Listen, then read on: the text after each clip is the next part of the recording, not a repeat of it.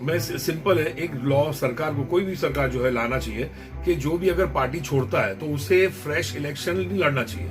जो भी पार्टी वो नई ज्वाइन करता है, ही हैज टू रिजाइन। और ये एंटी डिफेक्शन लॉ, ये देखो आप सब, ये सब बकवास हो गया, लाइक ये सब आउटडेटेड हो गया। New laws has to be passed. तो पब्लिक का भरोसा, देखो ये यहाँ पब्लिक के साथ धोखा है।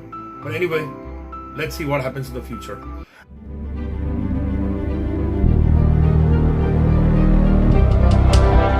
दोस्तों, एक बार फिर मैं सोहेल खान साहब, साउथ मुंबई प्रेसिडेंट के साथ बहुत सारे सवाल को लेकर आया हूं।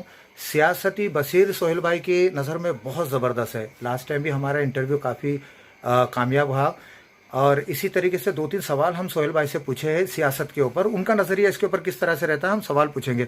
सोहेल भाई, ज़रा बताइए कि जिस तरह से स्पीकर नार्वे साहब ने ये जो फैसला दिए है और पूरा फैसला ये जो शिंदे ग्रुप के हक में आया, आप उसको किस नज़रिए से देखते हैं? फर्स्ट ऑफ ऑल, नार्वेकर जी ने उन्होंने बहुत ज्यादा वक्त ले लिया अपना फैसला लेने में। और सेकेंडली, ये जब बोलते हैं ना कि वो फैसला भी उन्होंने शिंदे ग्रुप के उसमें ही दिया, तो मैं तो ये समझता हूँ कि जिसकी लाठी उसकी बहस।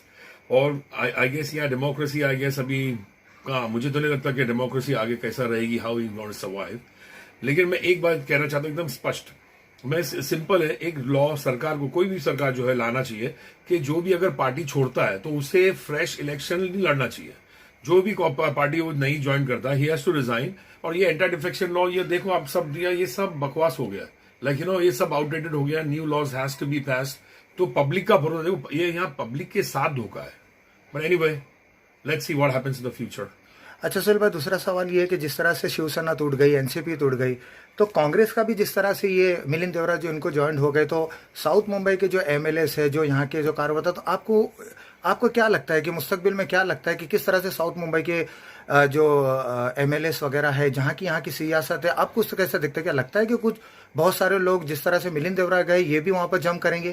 देखो, मैं पहले भी मैं कह चुका हूँ कि हम लोग तो, हमारी इंडिया अलायंस का ये जो अरविंद सावंत जो है, अरविंद सावंत जी वो अपना फाइट करेंगे। तो मैं समझता he is a very strong candidate. और मैं समझता, देखो everybody is now power hungry. और मैं नहीं समझता हूँ कि कांग्रेस की भी कुछ ऐसा इसमें स्ट्रांग होल्ड जो मजबूत था ताकि ये साउथ मुंबई की सीट निकाल सके। लेकिन आई गेस अपना, अगर वहां से अगर मिलिंद देवरा जी को भी अगर वहां से सीट मिलती है for south Mumbai, that's why he migrated to Shinde group. तो अपना अभी let's see, I don't think so कि he can make it, because we need South Mumbai leader of the masses. ठीक है। अच्छा, दूसरा सोहेल भाई, इस तरह से आप लोग ने बहुत बड़ी एक साइकिल रैली निकाली थी जो आपके भिंडी बाजार से आज़ाद मैदान तक, मुसलमानों के आरक्षण को लेकर। तो वो वहां तक, वो कहाँ तक, आगे तक कहाँ गाड़ी पहुंची? किस तरह से मतलब आरक्षण को आप लोग क्लियर करेंगे? किस तरह से मुसलमानों को हक दिलाएंगे? 5% जो आरक्षण देने की जो बात हो रही है। देखिए, हमारे नेता जनाब अबू आसिम आजमी साहब और एक शेख साहब से हमारी अभी जब 2 दिन पहले मीटिंग है, और इस चर्चे को वापस से डिस्कस कर गया कि अभी यहां से आरक्षण का मुद्दा की कोई पार्टी नहीं उठा रही है।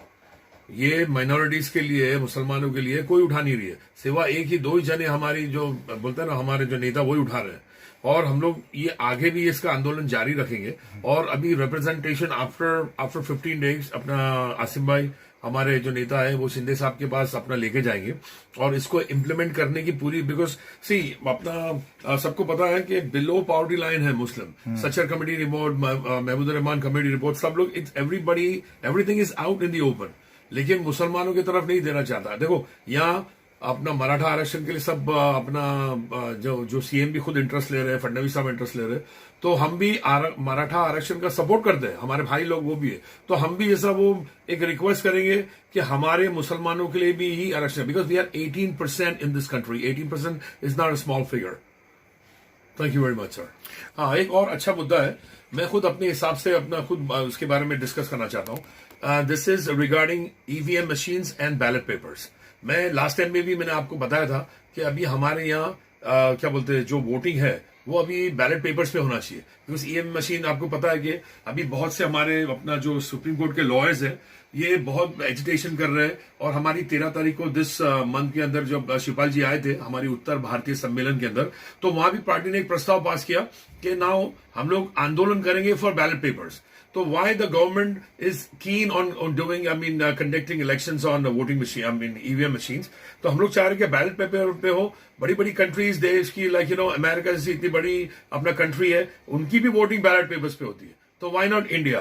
तो हम लोग ये करेंगे. और ये मैं रिक्वेस्ट करता हूं, ये अपील करना to all 140 crore citizen of this country के बैलेट पेपर पे जाइए और अपना हक जो भी है, जिसको भी आपको वोट देना होगी, वो it will be very fair elections होंगे.